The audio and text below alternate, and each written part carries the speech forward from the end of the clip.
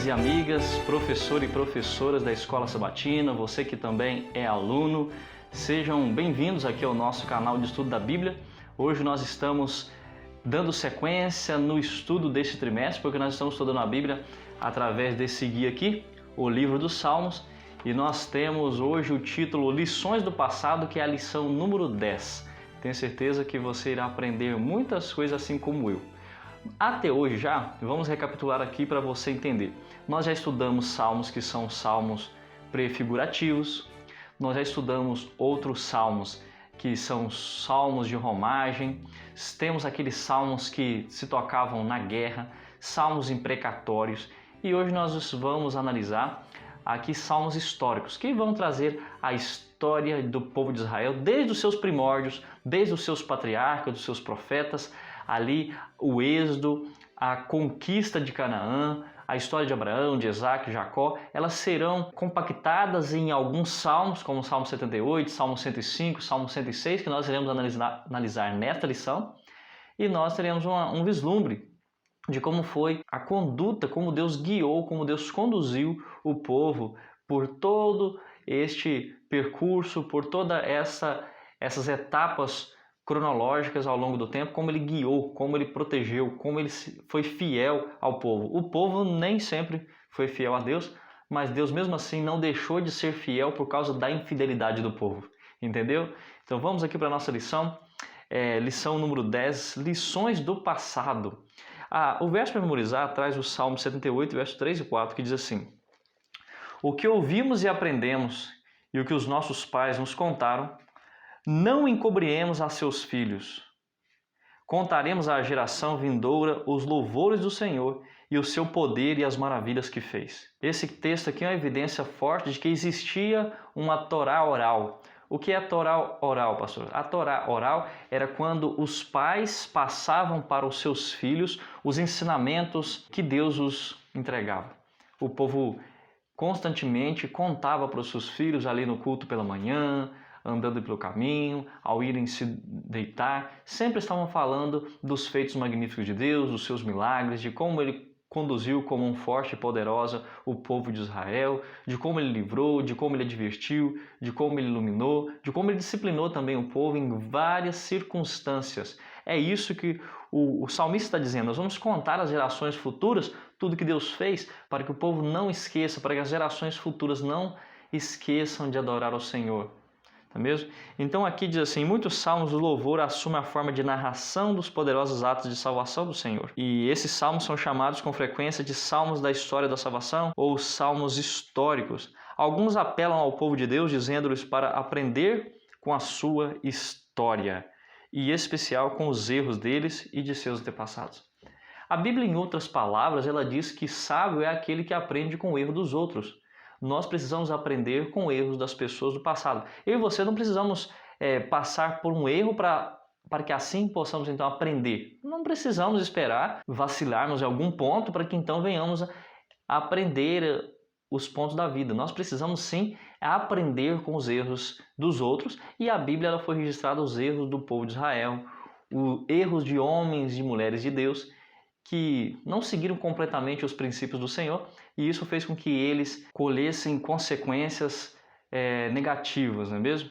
Então, olhem só, aqui a nossa lição na parte de sábado diz que o objetivo final é perceber que cada geração do povo de Deus desempenha um papel pequeno, mas significativo, no grande desdobramento histórico dos propósitos divinos soberanos do grande conflito. Então, há um objetivo final para todo o povo ao decorrer dos anos ao longo da história. Vejam só o que a nossa lição trouxe aqui no último parágrafo da parte de sábado. Diz assim, o objetivo final é perceber que cada geração do povo de Deus, ela desempenha um papel pequeno, mas significativo no grande desdobramento histórico dos propósitos divinos soberanos no grande conflito. O objetivo final é que cada geração cumpra o seu dever e o seu papel. Nós sabemos que lá em Apocalipse capítulo 12, versículo 17, diz que Satanás está irado contra o povo de Deus, ou a igreja remanescente, que são aqueles que guardam os mandamentos de Deus e têm o testemunho de Jesus. Ou seja, o restante, o povo remanescente, um povo que foi levantado da profecia bíblica, que foi levantado ao longo da história para defender a tua causa. Agora nós sabemos que ao longo da história Deus levantou muitos homens, homens fiéis, homens fervorosos, homens dedicados, homens que foram reformadores e protestaram contra aquilo que era iníquo. E entre esses homens nós podemos citar aqui Wycliffe, podemos citar João Hus, podemos citar também Martinho Lutero, João Calvino, John Wesley, e nós podemos citar também o movimento millerita com Guilherme Miller e vários outros expoentes homens da fé. Então, por mais que esses homens tenham desempenhado um papel em um curto período de tempo na história, o objetivo que Deus quer é mostrar para a humanidade que cada um de nós temos um papel a desempenhar. Esse pode ser uma coisa pequena, mas pode ser também algo significativo ao longo da história. E quando unir todo esse revivamento, todas as reformas que tivemos, reforma protestante, o movimento millerita, o remanescente dos últimos dias, tudo isso tem um desdobramento importante no grande conflito, na grande questão como um todo da história. A parte de domingo vai falar assim, a incansável fidelidade do Senhor. O Senhor é incansável, né? Ele continua nos buscando, continua trabalhando em nosso ser e nossa mente, querendo que cada um de nós sejamos salvos, que sejamos iluminados, que nós entreguemos totalmente o nosso coração a Deus.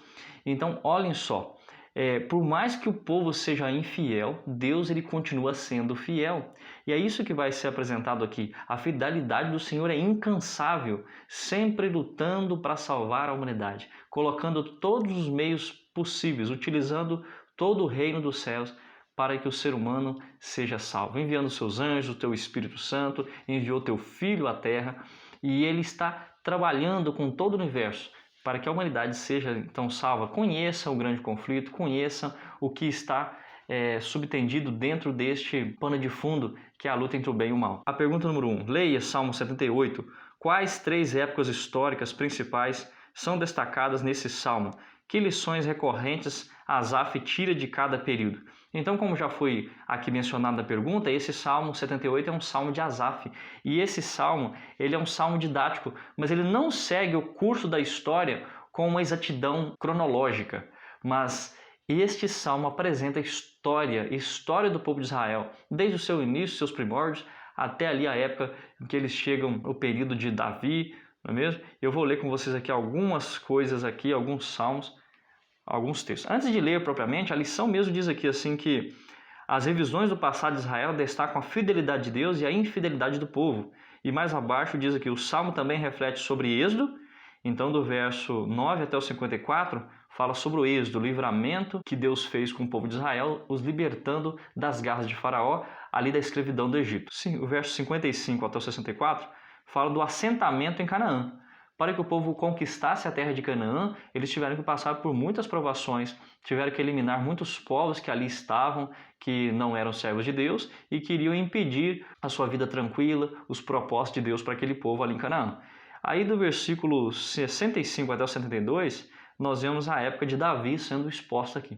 Então, como o Salmo tem 72 versículos, nós não temos condições de ler todos os versos, mas nós vamos fazer aqui uma breve análise de alguns versos importantes deste Salmo. Salmo 78, você abre a sua Bíblia aí, eu já estou com a minha aberta aqui. O versículo 2 diz assim, abrirei os lábios em parábolas e publicarei enigmas dos tempos antigos. O salmista está dizendo, olha, eu vou começar aqui a descrever em parábolas alguns enigmas dos tempos antigos para trazer luz, para trazer reflexão, para trazer esclarecimento sobre as coisas atuais. E aí ele começa a dizer, o versículo 2, o que nós ouvimos e aprendemos, o que nos contaram nossos pais. É isso que eu vou relatar aqui. Não o encobriremos aos seus filhos, contaremos à vindoura geração os louvores do Senhor e o seu poder e as maravilhas que fez. Você precisa entender que esse salmo era um salmo que eles cantavam, o cântico os fazia lembrar daquilo que Deus tinha feito, dos milagres de Deus, né? Então, verso 5, ele estabeleceu um testemunho em Jacó e instituiu uma lei em Israel e ordenou aos nossos pais que os transmitisse aos seus filhos, a fim de que a nova geração os conhecesse. Filhos que ainda hão de nascer, se levantassem por sua vez, o referissem aos seus descendentes. Versículo 8. E que não fossem como seus pais, geração obstinada e rebelde, geração de coração inconstante e cujo espírito não foi fiel a Deus. E aí ele dá um exemplo desses que não foram fiéis a Deus. Os filhos de Efraim, embora armados de arco, bateram em retirada no dia do combate. Qual é o propósito e objetivo de contar a história do povo de Israel? Para que as gerações futuras não cometessem o mesmo erro que as antigas gerações. Que eles não fossem obstinados, que eles não fossem rebeldes, mas que eles fossem fiéis ao Deus de Israel. O povo de Efraim é citado como esse povo. Efraim é da descendência ali de José. O maior povo ali de Israel eram os efraimitas, ou o povo de Efraim. O verso 11: esqueceram-se das suas obras e das maravilhas que lhes mostrara. Então, o ponto principal desse salmo e de outros que nós leremos aqui hoje é que o povo ele precisava lembrar do que Deus fez por eles. E isso precisava ser lembrado para as gerações futuras, para que o povo das gerações futuras não desobedecesse a Deus. Agora, presta atenção comigo. Se aquele povo que esteve lá, passaram pelo Mar Vermelho, que comeram do maná que choveu no deserto, que comeram carne, codornizes que foi enviada para eles, as gerações futuras que apenas agora ouviriam contar a história, precisariam exercer mais fé do que aqueles que viram. É por isso que Jesus, em um certo momento, ele disse para Tomé que bem-aventurado aqueles que creem sem ver. Porque muitos viram milagres, muitos viram transformações, muitos viram água sendo transformado em vinho, muitos viram pães sendo multiplicados e mesmo assim negaram a Jesus, outros traíram Jesus, outro, se referindo aqui a Judas. Podemos também citar vários outros que foram curados pelo próprio Cristo e mesmo assim gritaram crucificam. Aquelas pessoas que viram água saindo da rocha foram aquelas pessoas que tentaram o Senhor no deserto, ali em Meribá. Foram pessoas que foram destruídas, foram pessoas que morreram e não entraram em Canaã. Agora você precisa entender uma coisa. Aquelas pessoas mais velhas, elas não entraram em Canaã porque elas tiveram mais conhecimento de Deus e rejeitaram esse conhecimento, ou seja, tiveram mais luz sobre determinados assuntos e não viveram de acordo com a luz que receberam. Agora você precisa entender que os mais jovens que existiam ali naquela época, eles tiveram a oportunidade de entrar em Canaã.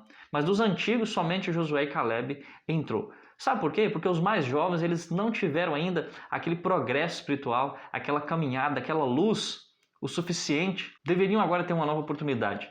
Agora as pessoas que já tiveram luz o suficiente e continuam a se rebelar contra a vontade de Deus, essas pessoas, a oportunidade de graça se acaba para elas. Você pode notar isso aqui. Quando nós vemos ainda no Salmo 78, o versículo 21, fala assim: ouvindo isso, o Senhor ficou indignado, acendeu-se fogo contra Jacó e também se levantou seu furor contra Israel. Viu o quê? Viu que o povo, mesmo depois de ver a água rojando da rocha, mesmo ao ver tantos milagres, ainda assim desconfiavam de Deus, ainda assim demonstravam credulidade, ainda assim eram rebeldes, ainda assim eles eram insubordinados. Nós podemos ver que aí sim a ira de Deus se acendeu contra aquele povo. O versículo 22, porque não creram em Deus nem confiaram na sua salvação, por isso a ira de Deus se indignou contra eles. O verso 24, fez chover maná sobre eles para alimentá-los. O verso 27, também fez chover sobre eles carne como poeira e voláteis como areia dos mares. E o verso agora 40 fala assim: quantas vezes se rebelaram contra ele no deserto e na solidão o provocaram? Quantas vezes Deus cuidou? Quantas vezes Deus providenciou? Quantas vezes Deus livrou do perigo? Quantas vezes Deus alimentou aquele povo? Quantas vezes Deus teve misericórdia e paciência? E mesmo assim eles não obedeceram, não seguiram o Senhor, continuavam a reclamar, não examinavam suas vidas, não afligiam as vossas almas, não mudavam de atitude. Você percebe aqui, o texto está dizendo que Deus ele é incansável, ele luta pelo ser humano. Mesmo que o ser humano caminhe distante dele, ele vai colocar todas as suas armas, todos os seus métodos para salvar o ser humano. Agora, se o ser humano, depois de tantas opções de salvação, oportunidades, ele não aceita, Deus não tem mais o que fazer para essa pessoa, porque essa pessoa se tornou insubordinado, ele se tornou irrecuperável, empedernido, ele não é recuperável mais, ele não é mais recuperável para o Evangelho, pela graça. O versículo 42, para mim, e para a parte final aqui desse salmo, não se lembraram do poder dele, nem do dia em que os resgatou do adversário. A maior dificuldade de nós seres humanos é que nós temos dificuldades em lembrar aquilo que Deus disse para nós não esquecermos. Ou seja, nós precisamos lembrar do que ele fez no passado. E muitas vezes nós esquecemos de algo que precisamos lembrar constantemente. né? Aqui na parte de sexta-feira da nossa lição, trouxe aquele texto de Ellen White do Eventos Finais, na página 47, que diz assim: nada temos a temer com relação ao futuro, a menos que nos esqueçamos da maneira pela qual o Senhor tem nos conduzido e de seus ensinos em nosso passado. Se você olhar para o passado e ver que Deus te guiou e te protegeu, por que você vai temer, então, o seu futuro, o seu presente? Você pode confiar que assim como Ele guiou as pessoas ou guiou você no passado, Ele vai te guiar agora também. Ainda aqui no Salmo 78, olhem só o verso 54. Levou-os até a sua terra santa, até o monte que a sua destra adquiriu. Deus tinha feito uma promessa para Abraão que ele habitaria em Canaã.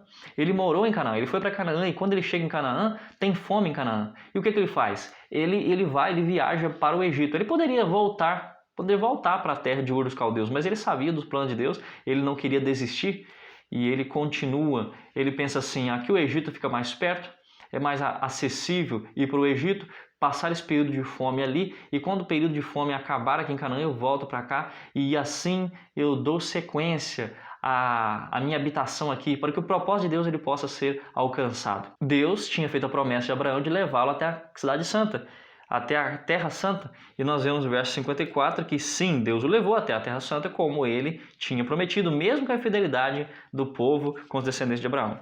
Aí no verso 60 fala assim: por isso abandonou o tabernáculo de Siló. Por 300 anos o tabernáculo de Deus ele era colocado ali em Siló, ou seja, um local que ficava mais ou menos 16 quilômetros ali de Betel. Por muitos e muitos anos foi ali a habitação de Deus. Deus habitou em teu tabernáculo diante do povo, mas por causa de sua rebeldia, por causa de seu pecado, eles se afastaram de Deus e Deus deixou de morar em Siló, como diz aqui. Por isso abandonou o tabernáculo de Siló e tenda de sua morada entre os homens, e passou a arca da sua força ao cativeiro e a sua glória à mão do adversário. Entregou o seu povo à espada e se encolerizou contra a sua própria herança. O fogo devorou os jovens deles, e as donzelas não tiveram canto nupcial. Os seus sacerdotes caíram à espada, e as suas viúvas não fizeram lamentações.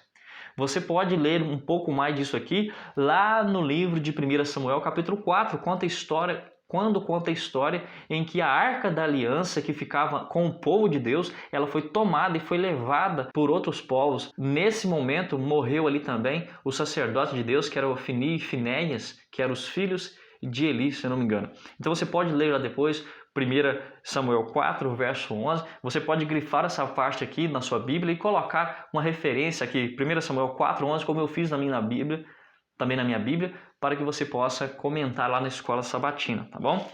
Então, muito bem, vamos seguir avante aqui para a nossa lição, trazer a resposta para a pergunta 1. Quais 3 épocas históricas principais são destacadas nesse salmo? Então nós podemos ver a época do Êxodo, a época do assentamento em Canaã, e a época de Davi também é representada aí no Salmo 78, principalmente a partir do versículo 65. Então o Senhor despertou como um sono, como um valente que grita, excitado pelo vinho, fez recuar aos golpes os seus adversários, ele culminou o perpétuo desprezo. Além disso, rejeitou a tenda de José e não elegeu a tribo de Efraim.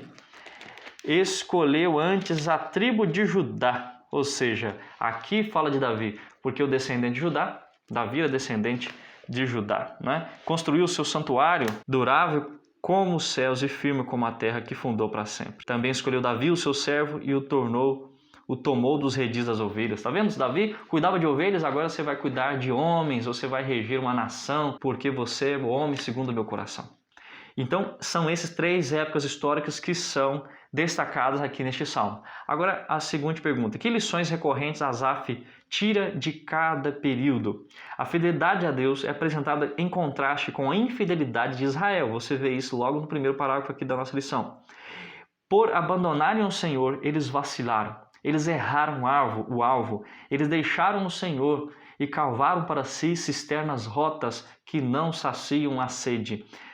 Caminhos de perdição, caminhos de derrota, caminho de trevas, porque desobedeceram e se esqueceram do Senhor. Muito bem, aqui no finalzinho da lição domingo fala: que lições você aprendeu ou deveria ter aprendido com os seus erros do passado? Há uma frase que eu aprendi na faculdade que um professor uma vez disse, eu nunca mais me esqueci, ela tem um grande significado para mim, talvez ela possa também ter um significado para você. Ela diz assim: não permita que o seu passado seja o seu opressor, mas sim que ele seja o seu professor. Mais uma vez, Não permita que o seu passado seja o seu opressor, mas sim que o seu passado seja o seu professor. Muitas pessoas ficam se oprimindo pelas culpas, pelos problemas que aconteceram no passado, e aquilo tira-lhe a paz, rouba-lhe sono, tira os propósitos, desanima as pessoas. Mas o que a frase diz é que você precisa aprender com os erros do passado e não permitir que eles te oprimam, que eles te impeçam de caminhar, de avançar, de conquistar o alvo que Deus o chamou para conquistar, certo? Vamos para a parte de segunda-feira? Lembrando a história e o louvor a Deus. Nós vamos agora ler o Salmo 105. Esse salmo aqui mostra que José ele é apresentado como o elo que liga o povo de Deus entre o Egito e Canaã. Antes eles moravam em Canaã, foram para o Egito. Deus utiliza José para salvar muitas vidas no Egito e também ele é o elo que conecta o povo de antes da fome no Egito para depois da fome do Egito, né? No retorno para Canaã. Então vamos lembrar a história e o louvor a Deus. Você precisa entender que a Bíblia fala muito sobre lembrar. Por quê? Porque nós constantemente temos facilidade de esquecer o que Deus pediu para nós lembrarmos. E nós temos também facilidade de lembrar aquilo que Deus pediu para a gente esquecer. A gente fica lembrando coisas que não precisam ser lembradas. Mas aquilo que realmente precisa ser lembrado, muitas vezes nós esquecemos.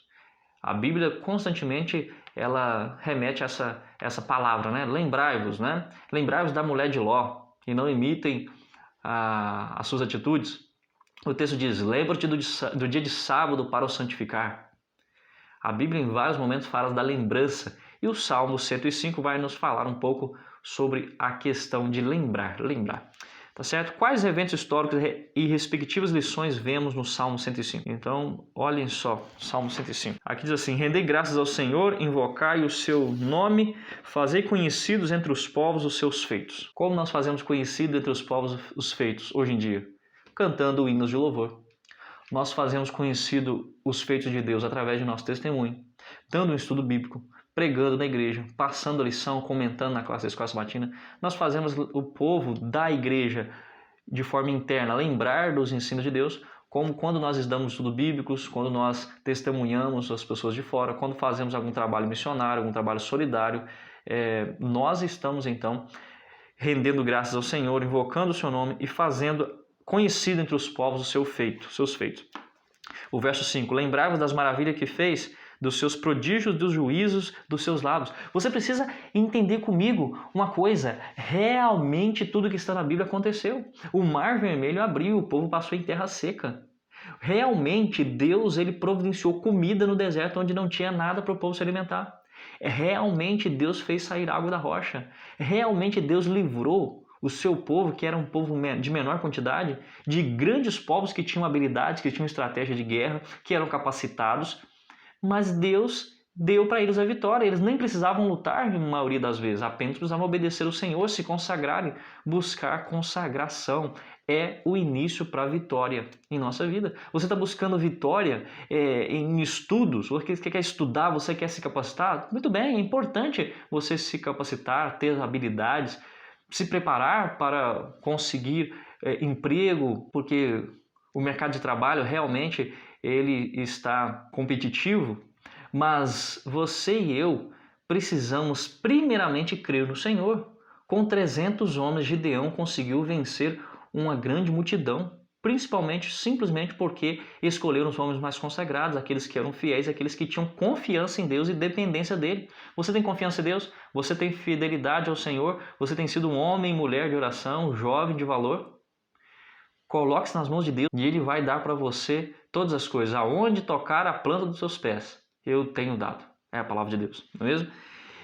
Olhem só. Então, quais eventos históricos e respectivas lições vemos nesses salmos? Vamos ler mais alguns textos aqui. O versículo 8 diz, lembra-se perpetuamente da sua aliança, da palavra que empenhou para 1000 gerações, da aliança que fez com Abraão, do juramento que fez a Isaque, o qual confirmou a Jacó por decreto e a Israel por aliança perpétua, dizendo, dar-te-ei terra de Canaã como quinhão da vossa herança. Então, eram eles em pequeno número, pouquíssimos e forasteiros nela, andavam de nação em nação, de um reino para outro reino. A ninguém permitiu que os oprimisse, antes por amor deles repreendeu os reis, dizendo: não toqueis nos meus ungidos, nem maltrateis os meus profetas. Aqui então cita patriarcas da fé: Abraão, Isaque, Jacó, não é mesmo? José e tantos outros. Cita aqui que o povo de Deus era um povo pequeno, mas que foram vitoriosos diante de tantas circunstâncias, como eu já mencionei aqui, né? Era o povo ungido. Vocês não vão tocar nos meus ungidos, porque esses são fiéis a mim. Ora, se existem muitos povos, mas existe um pequeno povo que obedece a Deus, o Senhor será com aqueles que estão do seu lado. Tá certo? O versículo 24. Deus fez sobremodo fecundo o seu povo e o tornou mais forte do que os seus opressores. A força do povo de Israel não estava em sua capacidade ou habilidade ou questões inerentes a eles, mas sim na confiança e no poder, na adoração ao Deus vivo, aqueles quem ele servia. Versículo 26. E ele enviou Moisés e seu servo Arão, a quem escolhera, por meio dos quais fez entre eles os seus sinais e maravilhas na terra de Cã. A terra de Cã é a terra egípcia, você pode ver isso no Salmo 78, verso 51. A terra de Cã era a terra dos egípcios, os descendentes de Cã, filho de Noé, que da sua descendência veio Cuxi, e Cuxi foi um daqueles que se espalhou pela terra do Egito. Tá? Então aqui nos versículos anteriores falou de José, depois vai falar de Moisés e Arão que tiraram o povo, tá certo? E aí eu vou para a resposta, por causa do tempo, que diz assim: Abraão, Isaque, Jacó, José, Moisés, Arão foram os eventos históricos de como eles conduziram o povo ao longo ali desse período. Quais lições vemos nesses salmos? Eu coloquei que nós vemos a conquista de Canaã por Abraão, até a sua ida ao Egito, e quando ele novamente retorna, sendo tirado por Moisés e conduzido por Arão também. Então nós vemos que aqui esse salmo se concentra na aliança de Deus com Abraão, e que Deus prometeu dar a terra prometida a ele e aos seus descendentes, e como essa promessa confirmada a Isaque e a Jacó.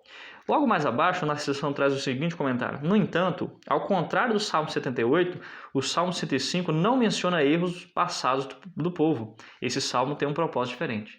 Então o Salmo 105, diferente do Salmo 78, não apresenta o erro do povo, apresenta apenas uma história de como Deus guiou o povo, mas não apresenta o erro do povo, tá certo? E a lição, ela apresenta também que Deus recompensou ricamente o povo porque aqueles que foram fiéis. Assim, o Salmo 105 convida o povo a imitar a fé dos patriarcas e a esperar com confiança a libertação divina do seu próprio tempo.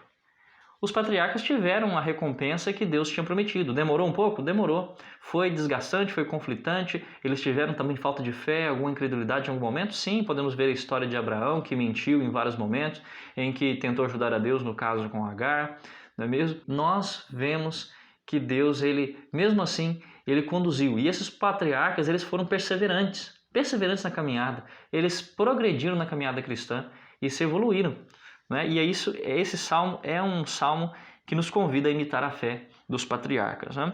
Logo abaixo a lição traz a seguinte perguntinha: somos parte da linhagem de Abraão? O que aprendemos com essa história? Nós sim somos da linhagem de Abraão, não da linhagem sanguínea. Nós somos a oliveira brava que foi enxertada ali na videira. Ou seja, nós somos o povo que, mediante a fé, podemos ser descendentes de Abraão, como diz Paulo ali em sua carta aos Romanos. Vamos seguir para a parte de terça-feira, lembrando a história e o arrependimento. Eu quero ler alguns textos aqui com vocês que falam sobre lembrar. Por quê? Porque, olha só, em Filipenses capítulo 3, versículo 13, Paulo traz uma advertência para nós. Olhem só o que ele diz aqui em Filipenses 3, verso 13. Irmãos, quanto a mim, não julgo havê-lo alcançado, mas uma coisa faço, esquecendo-me das coisas que para trás ficam e avançando para que antes de mim estão, prossigo para o alvo, para o prêmio da soberana vocação de Deus em Cristo Jesus. Ué, pastor, a lição está falando sobre lembrar e você está lendo um texto sobre esquecer? Sim, o texto que eu estou lendo, ele diz para nós esquecermos as coisas que para trás ficam, no sentido daquelas coisas que, como eu disse anteriormente, que nos oprimem, que nos angustia, não é mesmo? Que é nosso opressor. Mas Paulo diz que ele prossegue para o alvo, ou seja, ele não fica apenas vivendo dos milagres do passado, testemunhos do passado, ele sempre está provando o Senhor. Provai e vede, né? Prove o Senhor e você verá as bênçãos que ele tem para a sua vida. Por quê? Porque o povo de Israel, eles viram muitos milagres. Eles deviam contar esses milagres para as gerações vindouras, mas eles corriam o risco de ficar fixados apenas com a história do passado e não viver experiências novas com Deus. Talvez seja assim, você veio para a igreja e foi tudo muito lindo no momento que você entregou a sua vida a Cristo. Como que foi o seu primeiro amor? Como foi quando você entrou para a igreja, quando você conheceu o Evangelho, que você queria ler a Bíblia em todos os momentos, que você queria estar em todos os cultos, que você se maravilhava com as histórias bíblicas que você antes não conhecia? Nossa, a história de Daniel, a história de Abraão, a história de Balaão e Balaque, a história de Gideão, a história de Sansão, e você ia se maravilhando diante daqueles textos, daquelas histórias que você antes não conhecia, mas com o passar dos 5 anos, 10 anos, 30 anos na igreja, você foi se afundando na mesmice e esqueceu de avançar e progredir na caminhada cristã, a tal ponto que você tem apenas consentido com uma vida fraca na fé, sendo que há necessidade de progredir, de avançar na caminhada cristã. Eu lembro muito bem como foi a minha experiência com Cristo há 20 anos atrás, quando eu tinha 15 anos de idade. E como Deus abençoou a minha vida, como foi gostoso, prazeroso conhecer a igreja, conhecer os ensinamentos, as profecias bíblicas, as 2.300 tardes manhãs, as 70 semanas, destrinchar e detalhar o livro do Apocalipse com os 4 cavaleiros, as 7 trombetas, as 7 últimas pragas, o fechamento da porta da graça. Quantos assuntos magníficos que faziam o meu coração arder e brilhar os meus olhos. E você? Como foi a época em que você teve o primeiro amor? Como você se sentia? Eu tenho vontade de ouvir a sua experiência. Conte para mim aqui nos comentários, tá bom? Então, olhem só, tem um outro texto aqui em Isaías 43 que é interessante nós lermos dentro desse contexto. Isaías 43, versículo 18. Não vos lembreis das coisas passadas, nem considereis as antigas. Verso 19. Eis que faço coisa nova, que está saindo à luz. Porventura não o percebeis? Eis que porei um caminho no deserto e rios no ermo. Deus está dizendo, olha, por que você está apenas lembrando das coisas do passado? Viva o presente. Tenha novas realidades, novas experiências. Cave profundamente até encontrar o tesouro.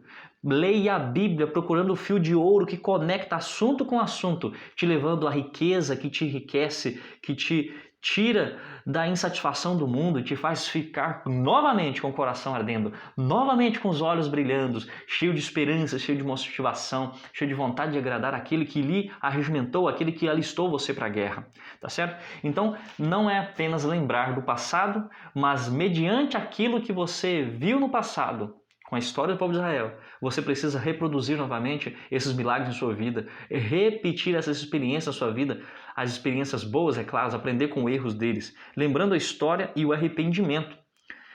O Salmo 106 é o primeiro dos salmos chamados Salmos de Aleluia. Por que ele é chamado de Salmos de Aleluia? Vou voltar para você ver aqui.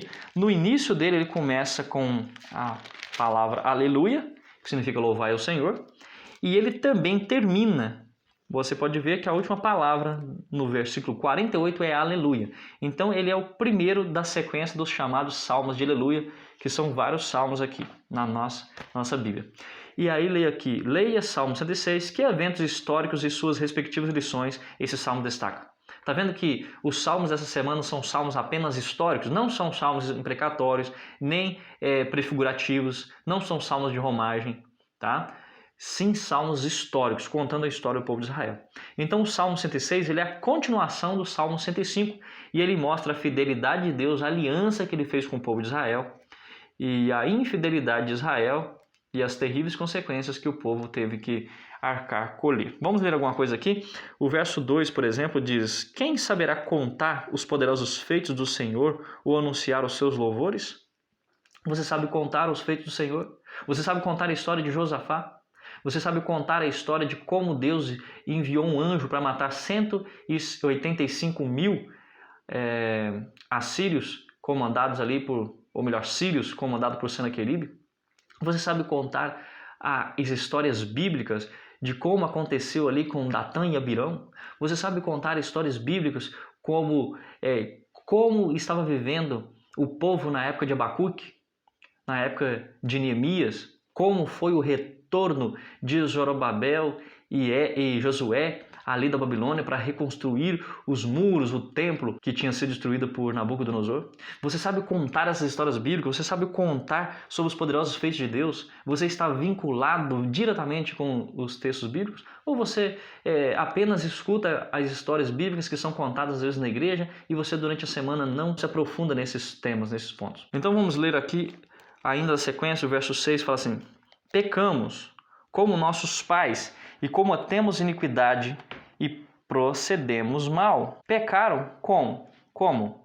Insubordinação, revolta, ingratidão, se esqueceram do que Deus fazia, falta de consagração, falta de abandono do pecado, imundícia, idolatria. Eles pecaram dessa seguinte forma. No verso 7 diz que os nossos pais no Egito não atentaram às tuas maravilhas, não se lembraram da multidão das tuas misericórdias e foram rebeldes junto ao mar, o mar vermelho. Então, nós vemos aí a consequência, não é mesmo? No versículo 11 diz assim: as águas cobriram seus opressores, nenhum deles escapou. Uma referência àqueles que morreram afogados ali no Mar Vermelho. Verso 13: cedo, porém, se esqueceram das suas obras e não lhe aguardaram os desígnios. Como muitas vezes nós fazemos promessas a Deus, não é mesmo? Fazemos votos ao Senhor. Senhor, se o Senhor me livrar dessa doença, se o Senhor me der mais alguns anos de vida, se o Senhor me ajudar a conseguir passar neste vestibular e conseguir tal emprego, se o Senhor ajudar, ó Deus, que meu filho vença essa depressão, que meu filho consiga sair das drogas, eu lhe farei isso, eu farei um voto ao Senhor. E cedo, depois que Deus nos responde, nós temos a tendência de esquecer o que Deus fez por nós. Abandonamos os princípios, os caminhos de Deus com muita facilidade. A nossa mente ela é muito limitada e esquecemos com facilidade, não é mesmo? Ainda o verso 17, abriu-se a terra e tragou a Datã e cobriu o grupo de Abirão. O verso 19, em Horebe fizeram um bezerro e adoraram um ídolo fundido. O verso 21, esqueceram-se de Deus, o seu Salvador, que no Egito fizera coisas portentosas. Quantas pragas caíram sobre o povo egípcio e não caiu sobre o povo de Israel. E eles esqueceram disso. O verso 21, esqueceram-se de Deus, do seu Salvador. O verso 23, tê-los iam exterminado, como dissera se Moisés, seu escolhido, não se houvesse interposto, impedindo que sua cólera os destruísse. Ele faz a menção aqui, um momento em que Deus queria destruir o povo de Israel por serem duros de coração e que queriam fazer uma grande geração a partir de Moisés. E Moisés se coloca, não, Senhor, se eu fizer isso, risco o meu nome do livro da vida. Mas dê uma oportunidade para esse povo. O que o povo vai pensar?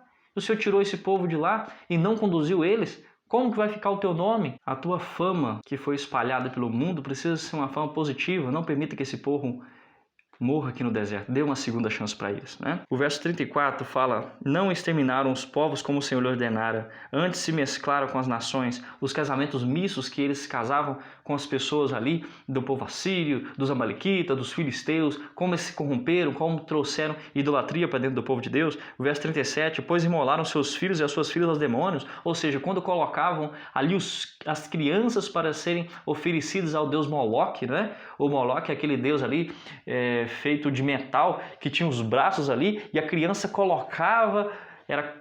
era colocada sobre os braços daquele ídolo feito de prata, feito de ouro, feito de metal, e os braços eram aquecidos, e a criança ali era terrivelmente torturada e morta, como oferecendo culto àqueles ídolos, àqueles deuses que não são nada, que na verdade são coisas do demônio, né? Por isso que fala isso aqui. O verso 43, muitas vezes os libertou, mas eles o provocaram com os seus conselhos, e por sua iniquidade foram abatidos. O verso 45, lembrou-se a favor deles de sua aliança e se compadeceu segundo a multidão de suas misericórdias. Mesmo assim, Deus foi incansável, Deus se lembrou do povo, Deus foi fiel com aquele povo que era tão pecador, tão ingrato. E você viu que eu não li aqui o Salmo todo, porque é muito, 40 do versículo, li alguns apenas chaves, para que você possa ter um conhecimento mais prévio, para que ao responder a pergunta você tenha mais argumento. Então eu disse aqui que do Egito, eles tiveram a peregrinação no Egito até a época dos juízes. O capítulo 106 apresenta, então, a época que eles viveram ali no Egito, até a época da peregrinação em Canaã, como período também dos juízes. E há um contraste entre a fraqueza de Israel e a força de Deus. E essas são lições que nós podemos destacar, que nós precisamos sempre lembrar e ser fiéis ao nosso Deus. É bem provável que o Salmo tenha sido escrito quando a nação estava em Babilônia ou depois que voltaram para casa. E o salmista, inspirado pelo Espírito Santo, narrou esses incidentes históricos e lições que o povo deveria ter aprendido com eles. Ainda mais abaixo, diz no terceiro parágrafo que nós podemos ver a lembrança dos fracassos históricos de Israel no Salmo 106. Eles admitiram que foram ainda piores do que seus antepassados, pois conheciam as consequências das iniquidades das gerações anteriores. Eu e você muitas vezes cometemos os mesmos erros de nossos pais, mesmos erros do povo de Israel, porque nós não firmamos a nossa vida em Cristo através da oração e da consagração. E aqui diz que as consequências da iniquidade das gerações anteriores vêm também sobre nós. Essa foi a conclusão a qual chegaram. Pense em nossa situação, pois temos a revelação do caráter divino e da graça salvadora reveladas em Cristo na cruz. Naquela época, o povo tinha uma direta intervenção de Deus por meio dos milagres, por meio da revelação de Deus, por meio ali dos seus profetas que falavam diretamente com o Senhor e depois eles reproduziam isso para o povo. E hoje nós não temos uma intervenção de Deus de forma direta, mas sim de forma indireta. Hoje nós temos um contato com Deus através da lição de escola sabatina, do estudo da Bíblia, né? A lição de escola sabatina é o instrumento utilizado para que você estude a Bíblia. Eu fico perplexo algumas vezes ao ver pessoas que dizem que estudam a lição, mas carregam apenas a sua lição para a igreja e não carregam a Bíblia. Ou seja, leem a lição, mas não leem os textos bíblicos que são mencionados, que são referidos na lição de escola sabatina. Lembre-se, o propósito da lição de escola sabatina é levar você a estudar mais a Bíblia, mais o espírito de profecia. E hoje nós temos essa revelação, a revelação mais detalhada para nós, com os testemunhos, o livro do Espírito de Profecia. Você precisa ler o livro Grande Conflito, o livro Patriarcas e Profetas, Profetas e Reis. Você precisa ter uma noção da história do povo de Israel. Você precisa ler o livro de Atos dos Apóstolos, que conta ali a história da igreja primitiva após a ascensão de Jesus. Mas você precisa ler principalmente os 9 volumes Testemunhos para a Igreja. 9 testemunhos para a igreja. Você precisa conhecer o que está escrito ali. Você vai ver, a sua fé vai ser exercitada e os seus músculos espirituais serão mais fortes, porque você tem hoje essa intervenção de Deus indireta, mas mais detalhada que o povo de Israel tinha. Eles viram a presença de Deus, viram os milagres, mas mesmo assim eles não se convenceram, eles não mudaram, muitos deles se perderam, muitos deles não ressuscitarão na primeira ressurreição, muitos deles ressuscitarão na segunda ressurreição para a perdição eterna. E aí eu pergunto a você, não seria essa uma oportunidade, um insight de Deus aqui, para que nós busquemos mais completamente ter fé em Deus? Nós não precisamos ver como Tomé para crer, precisamos crer sem ver, crer pelo que está escrito e exercitar a nossa fé, pedir a Deus que nos ajude em nossas batalhas espirituais. Vamos seguir para a parte de quarta-feira, a parábola da videira do Senhor. Agora, o salmo em questão é o Salmo 80. O Salmo 80, como o povo de Deus é retratado nesse salmo e que grande esperança é o motivo de sua súplica. Eu coloquei aqui na minha resposta, antes ainda de ler o salmo, que diz como uma videira plantada, foi transplantada do Egito, e foi cuidado por Deus com muito zelo e com muito carinho. E eles suplicam a Deus por misericórdia, graça, pela intervenção de Deus novamente. Esse Salmo 80 ele foi escrito em um período de angústia nacional que o povo estava passando. Vamos dar uma olhada aqui. O Salmo 80 diz assim: dá ouvidos ao pastor de Israel, tu que conduzes a José como um rebanho, tu que estás entronizado acima dos querubins, mostra o teu resplendor. Nós já analisamos aqui em outro vídeo de algumas semanas anteriores sobre os Deus que está assentado acima dos querubins, acima da Arca da Aliança, né? Então, Senhor, dá ouvidos ao teu povo, conduzes, mostra o teu esplendor perante Efraim, Benjamim e Manassés.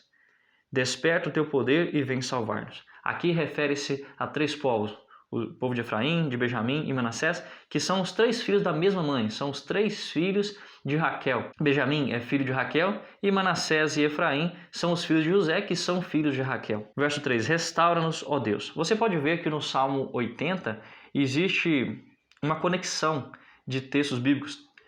São salmos que se conectam.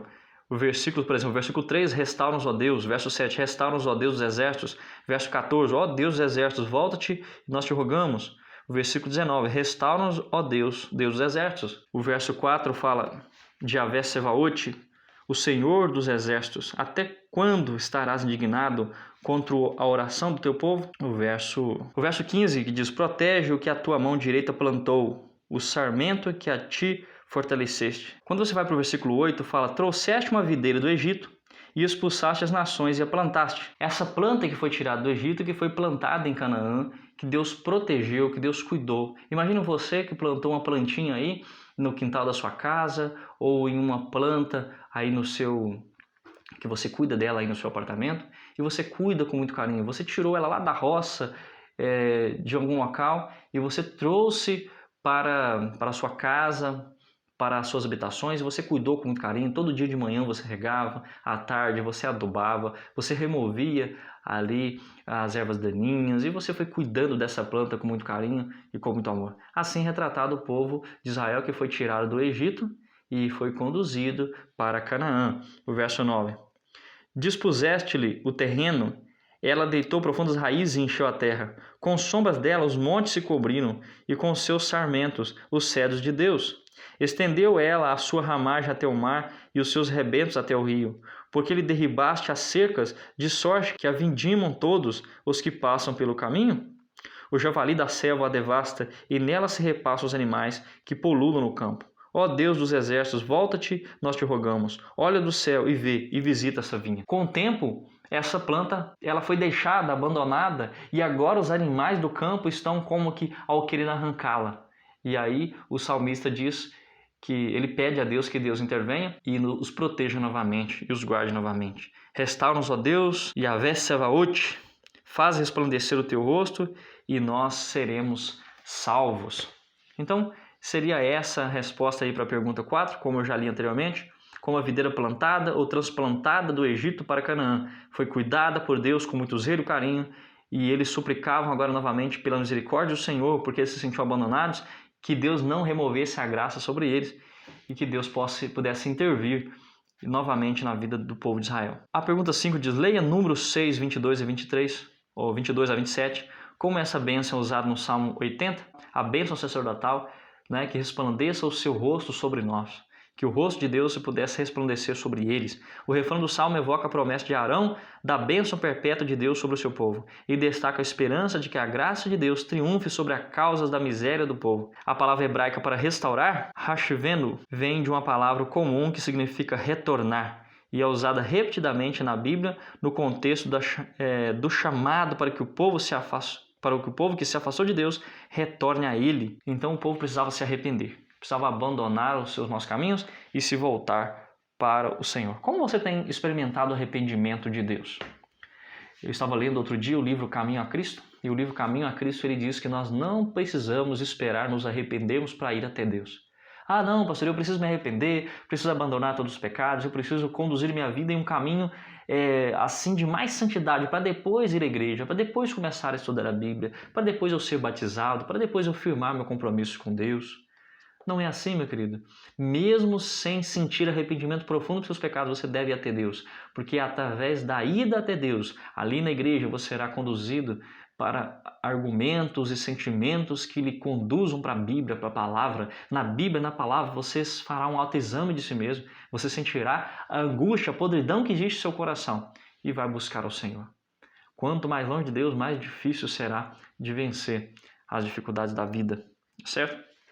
Parte de quinta-feira para nós e para a parte final, a supremacia do Senhor na história, nós vemos agora sendo retratado um salmo também de aleluia, que é o Salmo 135, que é também um chamado de Deus aos ministros e aos sacerdotes do povo. Então veja, o Salmo 135, ele é um salmo também de aleluia, ele começa com aleluia e ele termina também com aleluia, como disse também de outro salmo aqui, acho que foi o Salmo 105, não é mesmo? Ou melhor, o Salmo 106, que é um salmo de aleluia. O Salmo 135, ele começa dizendo, louvai o nome do Senhor, louvai os servos do Senhor, vós que assisti na casa do Senhor, nos atos da casa do nosso Deus. Ele está se referindo aqui aos ministros, aos sacerdotes que atuavam na casa de Deus, no tabernáculo sagrado, no templo. Esses deveriam louvar o Senhor em todo o tempo, porque eles assistiam na casa de Deus. Louvai ao Senhor, porque o Senhor é bom, cantai louvores ao seu nome, porque ele é agradável. Pois o Senhor escolheu para si a Jacó e a Israel para a sua possessão. Você pode ler depois em Deuteronômio capítulo 7, verso 2 e capítulo 14, que eles não foram escolhidos, ou melhor, Deuteronômio 7, a partir do verso 7, Deuteronômio 14, versículo 2. Eles não foram escolhidos porque eram os mais fortes, mais bonitos, mais especiais. Não, porque Deus queria se revelar através deles simplesmente e porque eles eram um povo ensinável. Você tem sido ensinável? Você tem sido fiel? Você tem sido humilde, simples, apto para receber as vontades de Deus? Por mais que nós conheçamos a igreja de Deus e sejamos considerados o povo de Deus da mensagem, a igreja verdadeira, o povo de Deus que tem a mensagem do terceiro anjo, não podemos nos sentir melhor que as outras pessoas. Precisamos sim sentir uma profunda responsabilidade e pedir a Deus que habite em nós, não é mesmo? Eu quero ler com vocês aqui a partir do verso 10 que fala assim: quem feriu muitas nações e tirou a vida a poderosos reis, a Sion, rei dos amorreus, a Og, rei de Bassã, e a todos os reinos de Canaã, cujas terras deu em herança a Israel, seu povo. Esses reis que foram citados aqui foram os reis que queriam interromper a viagem do povo de Israel para que eles não conquistassem aquelas terras que Deus tinha prometido para eles, e eles agora se opuseram. O povo pediu: dê-nos passagem, que nós possamos passar aí pelos vales, nós não vamos fazer nenhum mal contra vocês, não iremos danificar nada daquilo que vocês têm na terra, nós apenas precisamos ter passagem aí para que possamos chegar até o nosso lugar de origem. E aquele povo não atenderam, disse: nós não deixaremos vocês passarem.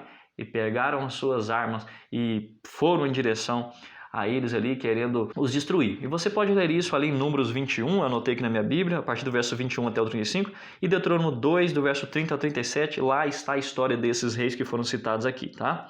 O teu nome, Senhor, subsiste para sempre, a tua memória, Senhor, passará de geração em geração. Perceba que todos os salmos que nós lemos aqui hoje, Salmo 78, Salmo 105, 106, o Salmo 135, todos contam a história do povo de Israel, todos fazem menção a lembrar do que Deus fez, todos fazem menção em contar às gerações posteriores o que Deus tem feito por nós. Meu querido irmão e minha querida irmã, você precisa separar tempo para estudar a Bíblia com seus filhos e mostrar para eles as coisas magníficas que Deus fez através do povo de Israel e o que ele quer fazer no Israel moderno, no Israel atual, no Israel espiritual. Você precisa separar tempo para estudar a Bíblia, para orar com sua família. Faça o culto familiar. Separe alguns momentos, 10 minutos pela manhã, para cantar um hino, para orar, para ler um texto, para trazer uma explicação clara de algum ponto ali. E você, ao ir martelando os princípios bíblicos na mente dos seus filhos, na mente do seu cônjuge, você terá uma família melhor, uma vida mais feliz, livre das consequências do pecado. Você desfrutará de uma alegria sem igual, de uma paz que excede todo o entendimento. Em meio a um mundo de guerra, no meio a um mundo de aflição, você sentirá a companhia, o consolo e a presença do Senhor ao seu lado. Casa de Israel, bendize ao Senhor, verso 19. Casa de Arão, bendizei ao Senhor. Casa de Levi, bendizei ao Senhor. Vós que temeis ao Senhor, bendizei ao Senhor. Desde Sião, bendito seja o Senhor que habita em Jerusalém. Aleluia! E aqui são citados os nomes de levitas da linhagem de Levi, Arão, Moisés, Israel, Levi, todos da linhagem aqui sacerdotal, linhagem daqueles que tinham um principal papel. Se você é líder na igreja, Deus te dá um grande privilégio de participar das coisas santas, mas também te dá uma grande responsabilidade de advertir o povo da verdade que o povo tem se esquecido. Isso que nós vemos no Salmo 135, e aqui nos faz a pergunta: que eventos históricos são destacados nesse salmo? Então nós vemos que a resposta aqui está aqui na criação, do verso 6 ao 7, na história da salvação de Israel na época do Êxodo, do verso 8 e 9, e na conquista da terra prometida, dos versos 10 até o 12. Aqui nos diz que o Salmo 135, versos 6 e 7, demonstra que o propósito do Senhor para o mundo não começava com Israel, mas com a criação. Por isso Israel deve humildemente cumprir seu papel designado nos propósitos salvíficos de Deus para todo o mundo. Há um propósito para o povo de Israel, como há um propósito para a minha vida e a sua vida. No terceiro parágrafo, ou melhor, no quarto parágrafo, a fidelidade do Senhor ao seu povo levou o salmista a afirmar a inutilidade dos ídolos e a supremacia do Senhor. No verso 15 até o verso 18 desse salmo, fala da inutilidade dos ídolos, porque diz que eles têm ouvidos e não ouvem, que eles são de prata e ouro, precisa de alguém que os leve até o local, tem boca, mas não falam, tem olhos, mas não veem, tem ouvidos e não ouvem, e como eles se tornam os que os fazem, e todos os que nele confiam. Não há nenhuma força nos ídolos. Os salmos demonstram que Deus deve ser louvado como Criador e Salvador do povo. Isso é maravilhosamente transmitido nas duas versões completamente dos 10 mandamentos, tanto que é descrito em Deuteronômio 5, como é descrito também em Êxodo 20. E eu quero terminar com a perguntinha do final que diz assim: como saber que não temos ídolos? Por que é fácil cometer o pecado da idolatria? Será que eu e você temos ídolos nos dias de hoje? Será que nós temos separado algum tempo da nossa vida para servir algum tipo de ídolo? Algum tempo atrás eu li esse livro aqui chamado Deuses Falsos, do escritor, pastor, que já é falecido, Timothy Keller. E ele apresenta algumas coisas especiais aqui na página 13 que eu preciso ler com vocês. Olhem só, nossa sociedade contemporânea não difere muito das sociedades antigas que tinham ídolos de pau, de pedra, como ídolos como aqueles do panteão grego. Cada cultura é dominada por um conjunto próprio de ídolos. Cada uma cultura tem o seu sacerdócio, tem os seus totens, tem os seus rituais. Sejam os spas, ou seja, o seu santuário pode ser um spa, pode ser uma academia de ginástica, né? Pode ser o seu estúdio, também os seus estádios, né? Muitas pessoas idolatram estádios de futebol. O seu altar na sua casa pode ser, quem sabe, o seu televisor, porque você passa 3, 4, 5 horas nele. O seu altar pode ser o seu aparelho telefônico, onde você dedica 10, 12 horas num aparelho tecnológico, ali gastando o seu tempo, a sua energia.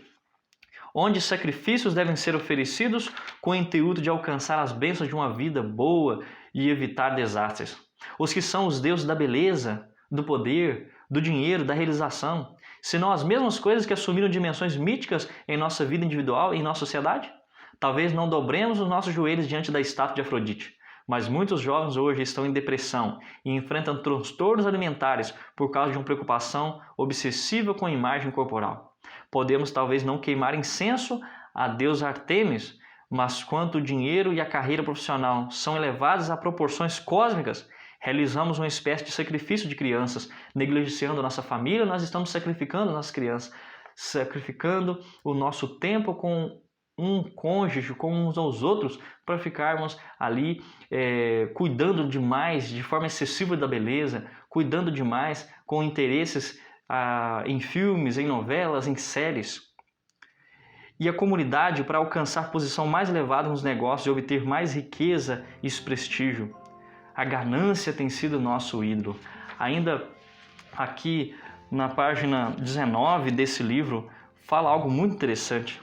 Diz aqui que a maioria das pessoas sabe que é possível fazer do dinheiro um Deus. A maioria sabe que é possível fazer do sexo um Deus.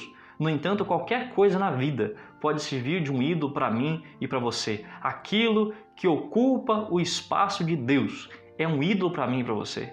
São alternativos, são deuses alternativos, são deuses que são falsos. E na página 21, para mim terminar, diz, por exemplo, a beleza física é algo agradável, mas se for endeusada e transformada na coisa mais importante da vida de uma pessoa ou cultura, então haverá um Afrodite e não apenas a beleza. Existem pessoas em uma cultura inteira angustiada o tempo todo por causa da aparência, gastando quantidades excessivas de tempo, de dinheiro, com cosméticos, com roupas de marca, não é? E com isso é avaliado o caráter com base na aparência, uma prática bastante tola, de acordo aqui com o autor do livro Deuses Falsos. Se qualquer coisa torna-se mais fundamental do que Deus para a sua felicidade, sentido da vida e identidade, então essa coisa é um ídolo. Coisas que você depende emocionalmente, que afetam a sua relação com as pessoas. Tudo isso tem sido ídolo. Meu querido amigo e minha querida amiga, o que tem sido ídolo na sua vida? Tem sido o spa? Tem sido a academia? Tem sido as músicas deste mundo? Tem sido jogos que você passa noites passando de fase e mais fase ali no videogame? Tem sido o celular que você briga quando o seu pai ou sua mãe te pedem para deixar um pouco ali as telas e cuidar de algum afazer doméstico, algum afazer no campo, cuidar de suas tarefas escolares? Seria um ídolo que você tem na sua vida, que tem tomado tempo com o seu cônjuge ou com seus filhos? Pense nisso. Saiba que a supremacia de nossa vida deve ser do Senhor. Olhe para a história e veja o erro que as pessoas cometeram no passado. O salmista habitualmente apresentou a verdade de que mesmo a deslealdade do povo não impediu que Deus de manter-se fiel ao seu povo e cumprir sua promessa. Mas tem uma coisa, os indivíduos e grupos impenitentes foram excluídos da bênção. Não permita que o seu orgulho, a sua negligência, a ociosidade, que eu e você não possamos fazer isso, irmãos. Essa para mim é uma mensagem que é para mim também, que nós não venhamos permitir que o mundo e que os ídolos desse mundo nos separem de receber a bênção do Senhor. Que o eterno, poderoso Deus, Ele possa te fortalecer, te iluminar, te capacitar para que você seja iluminado, direcionado e você sinta paz e alegria que vem realmente do céu. Que você possa analisar a história e entender que como Ele guiou você no passado, Ele vai guiar você também no presente e no futuro. Conte dessas bênçãos para a sua família. Lembre sempre do que Ele tem feito. Não se contente com os milagres do passado, mas busque a Deus profundamente. E Ele vai então guiar sua vida e novos milagres serão feitos na sua vida. Novas ambições a serem realizadas na questão espiritual. Novas questões a admirar nos preceitos bíblicos, que você possa ser direcionado pelo conhecimento da presente verdade e que você seja enriquecido por ela. Que Deus te abençoe e nós nos encontramos na lição da semana que vem.